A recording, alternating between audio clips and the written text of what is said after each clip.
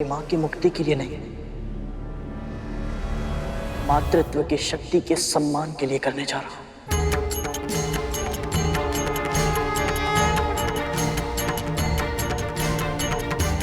अपना आशीर्वाद प्रदान करें।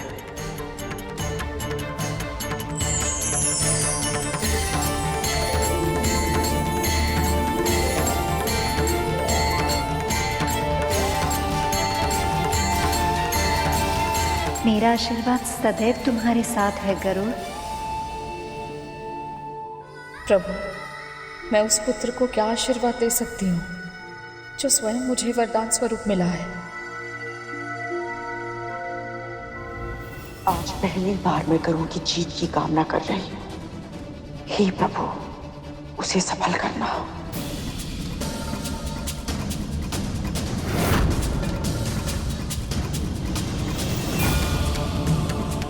अपने शिष्य का प्रणाम स्वीकार करें गुरुदेव, मुझे आशीर्वाद प्रदान करें।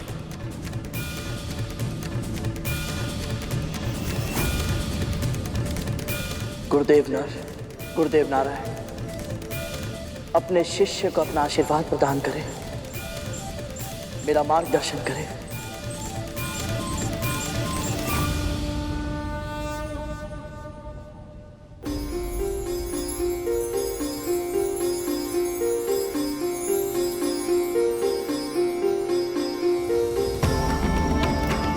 इंद्र के साथ द्वंद्व करना गरुड़ के लिए बहुत ही कठिन साबित होगा, किंतु हम उसकी सहायता करने का प्रयास करेंगे।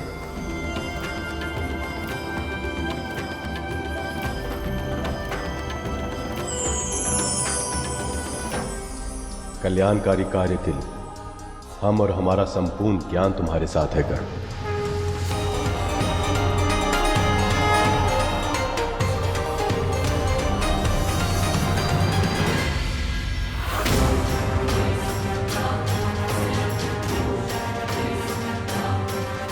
गरुड़ की शक्ति असीम है, किंतु इंद्र का अनुभव गरुड़ को हानि पहुंचा सकता है।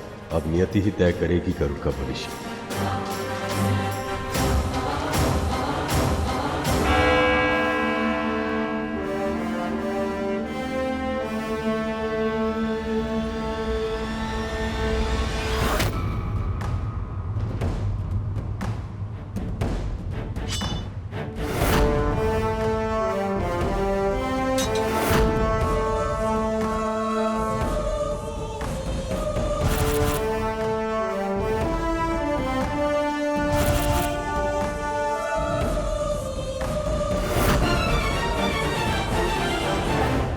गरुड़ भी मेरे पुत्र के समान है। दोनों में से कोई भी जीते, किंतु एक मां की पराजय तो निश्चित है।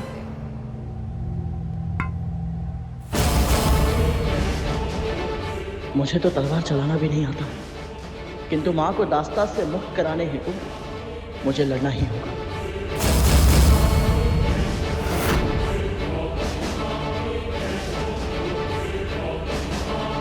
अरे ये क्या देवराज के सामने टिकेगा? इसे तो तलवार और ढाल पकड़ना भी नहीं आता।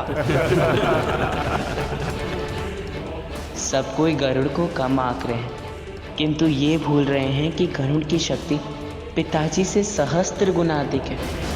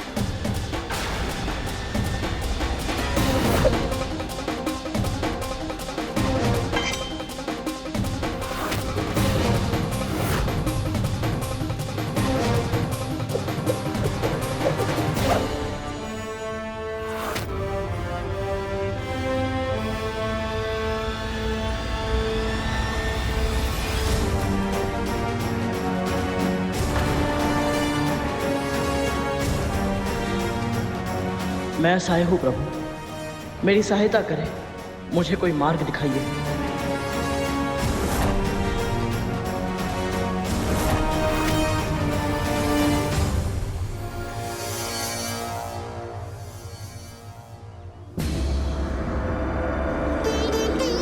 मैं यहाँ कैसे? हमने ही तुम्हारे एक अंश का आवाहन किया है गरुड़, ताकि तुम्हारा मूल स्वरूप जब देवराज इंद्र से युद्ध कर रहा हो, उन्हीं क्षणों में वही युद्ध की कला हम तुम्हें यहां सिखा सकें।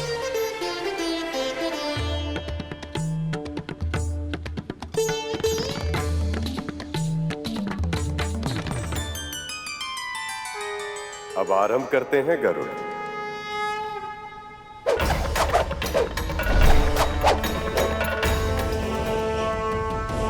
ये ढाल और तलवार तुम्हारे हाथ का भाग बन जानी चाहिए गरुड़, ऐसे जैसे कोई बाहरी वस्तुएं नहीं, तुम्हारे हाथ का विस्तृत अंग। तब तुम इसका संचालन अपनी इच्छा के अनुसार मुक्त भाव से कर पाओगे।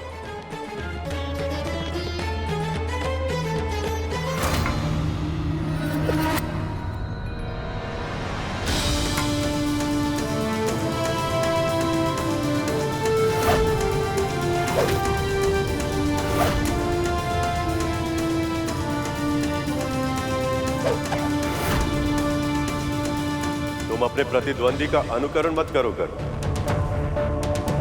तुम्हारे धन का भार और बनावट तुम्हारे प्रतिद्वंदी से भिन्न है, तुम्हारी लय उससे भिन्न है। इसलिए अपने अंदर झांक और अपनी लय को खोजने का प्रयास करो, तभी तुम अपने प्रतिद्वंदी का सामना कर पाओगे।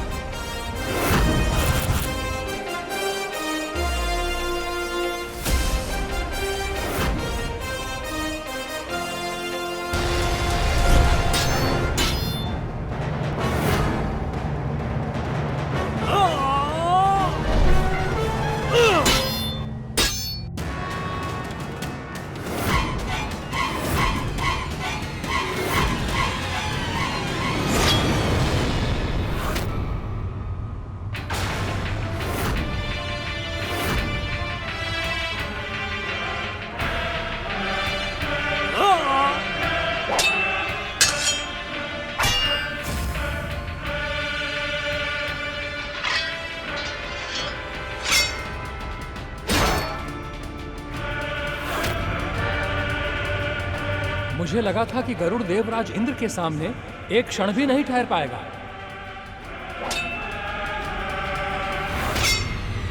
जिस तरह से देवराज के वार को बचाकर ये अपना वार करने का प्रयास कर रहा है, उससे स्पष्ट है कि देवराज को इतनी आसानी से जीतने नहीं देगा।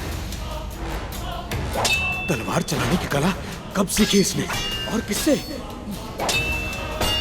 पर यह सब सोचने का समय नहीं है, अभी तो इसे परास्त करना है किसी भी मूल्य पर।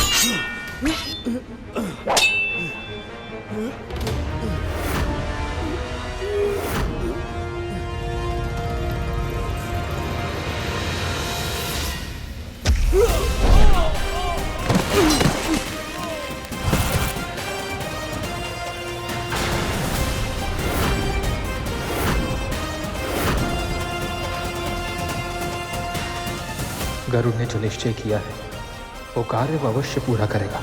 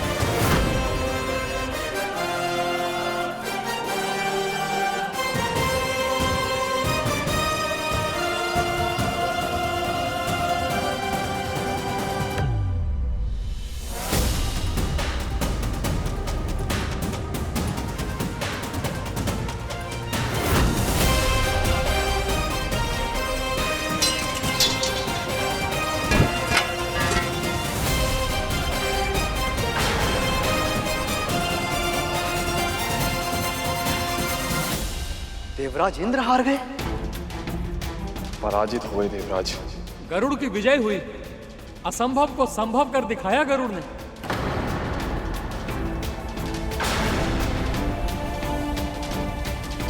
अद्भुत साहस का परिचय दिया है गरुड़ ने, और अभूतपूर्व आत्मविश्वास का भी। नारायण नारायण, प्रथम चरण जीतकर गरुड़ का आत्मविश्वास और अधिक बढ़ गया है और इंद्र का स्वाभिमान आहत हो गया है। पर प्रभु, देवराज यदि हार गए तो अमृत की रक्षा कैसे हो पाएगी?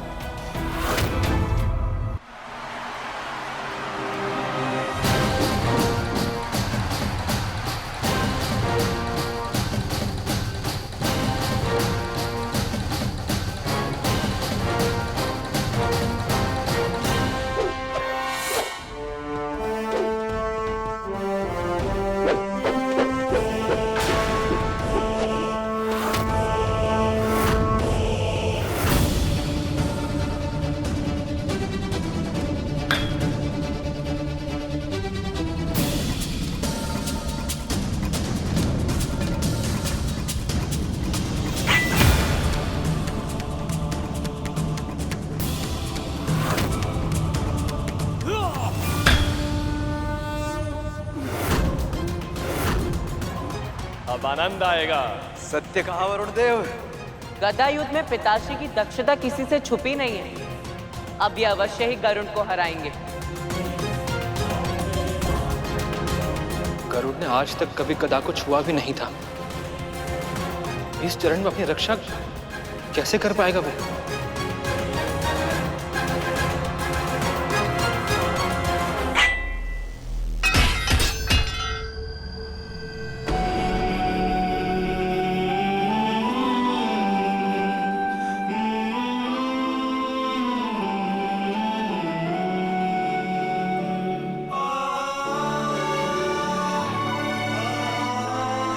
मैंने सारे प्रयास करके देख ली गुरुदेव, परंतु इनके वारों का क्या प्रत्युत्तर दूं, मुझे कुछ समझ नहीं आ रहा। गदा एक ऐसा शस्त्र है जिसके दंड को सही स्थान पर पकड़े जाने के बाद उसका कुशल संचालन संभव। किंतु स्मरण रहे, तुम्हारी शक्ति केवल गदा पर ही व्यय होनी चाहिए, समस्त तन पर नहीं।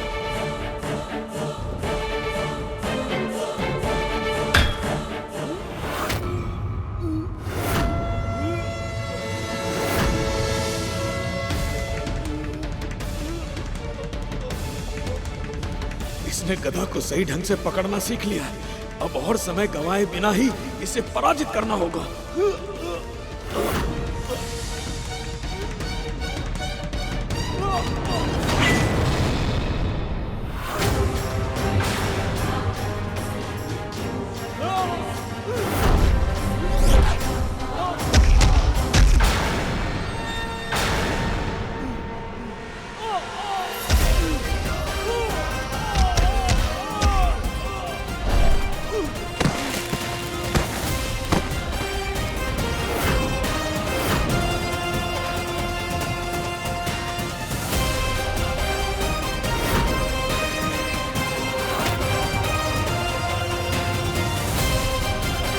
अद्भुत गरुड़, अद्भुत। इतना बल, ऐसा अविश्वसनीय सामर्थ्य, हमने जो सोचा था उसके बिल्कुल विपरीत हो रहा है। मैं तो सोच रहा था कि अमृत का पान होने के बाद यदि देवराज हार गए और गरुड़ ने अमृत ले जाकर नागों को दे दिया तो फिर क्या होगा? यदि आज मैं अमृत की रक्षा नहीं कर पाया तो नागों से संसार की रक्षा कैसे कर पाऊंगा?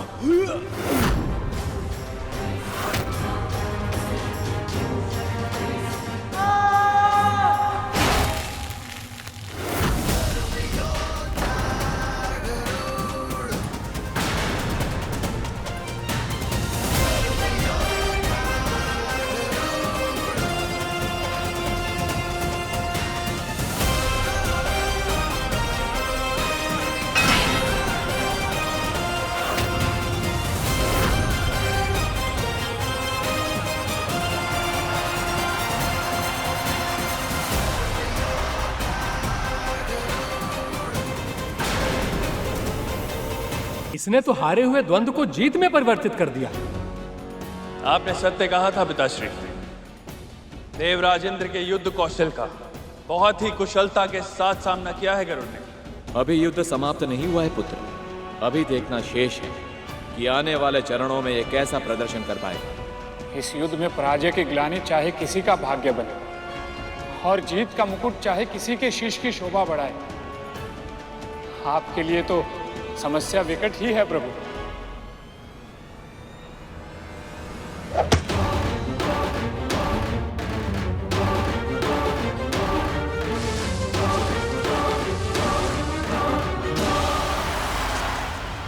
बस बहुत समय नष्ट हो चुका।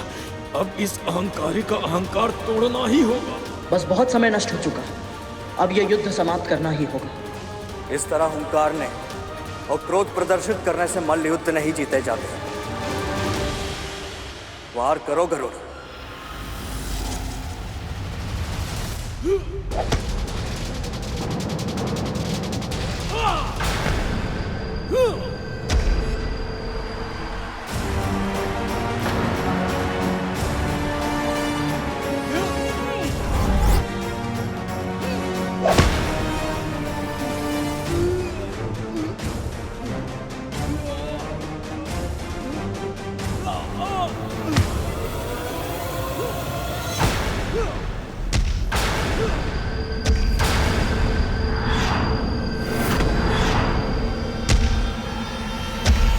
ये क्या हो रहा है माँ? गरुड़ का शारीरिक बल तो देवराज इंद्र से कई गुना अधिक है, तो फिर ये कैसे संभव है? कभी कभी शारीरिक शक्ति से अधिक महत्व इच्छा शक्ति का होता है शेष। गरुड़ ये युद्ध अपनी मां की मुक्ति के लिए कर रहा है, पर देवराज इंद्र भी तो संसार में शांति की स्थापना के लिए और सभी प्राणियों की सुरक्षा जैसे पवित्र उद्देश्य के लिए संघर्ष कर रहे हैं। अतः अपनी दृष्टि में दोनों के ही कारण उचित हैं। इसलिए इस द्वंद्व में कौन जीतेगा और कौन नहीं, इसका अनुमान लगा पाना असंभव है। नारायण नारायण।